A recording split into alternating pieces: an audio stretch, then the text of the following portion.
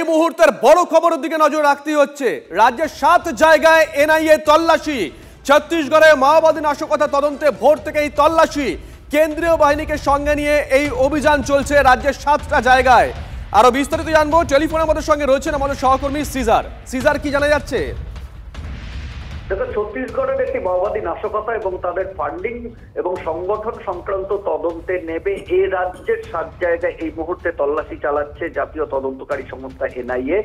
যে জায়গাগুলোতে তল্লাশি চালাচ্ছে এখন পর্যন্ত আমরা জানতে পেরেছি 4টি জায়গার কথা। তার মধ্যে সোদপুরের পল্লীশ্রী এলাকায় মানবাধিকার কর্মী শিপ্রা চক্রবর্তী এবং মানবেশ চক্রবর্তীর বাড়িতে তল্লাশি চলছে। অন্যদিকে আসানসোলে 2টি জায়গায় তল্লাশি চলছে। একদিকে রয়েছে অভিজ্ঞান সরকারের বাড়ি, যিনি মূলত গবেষক হিসেবে পরিচিত। যাদবপুরের প্রাক্তনী অভিজ্ঞান সরকার এর আগে বিভিন্ন সময় সিঙ্গুর লালগড় আন্দোলনেও তাকে দেখা গিয়েছিল এবং পরবর্তীতে দেউচা পাচামি আন্দোলনের সময়ও তাকে দেখা গিয়েছিল।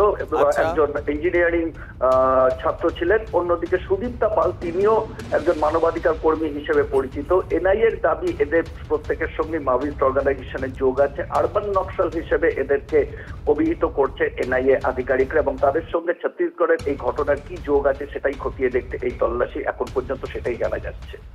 নজর থাকবে সিজার, নজর রাখো।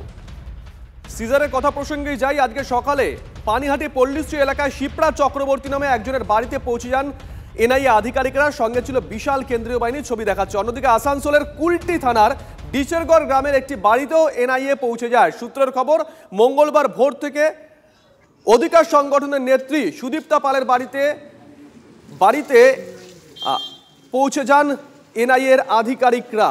সুদীপ্তা পাল একটি ভাড়া বাড়িতে থাকতেন, তবে কি কারণে অভিযান তা এখনো পর্যন্ত স্পষ্ট জানা যায়নি।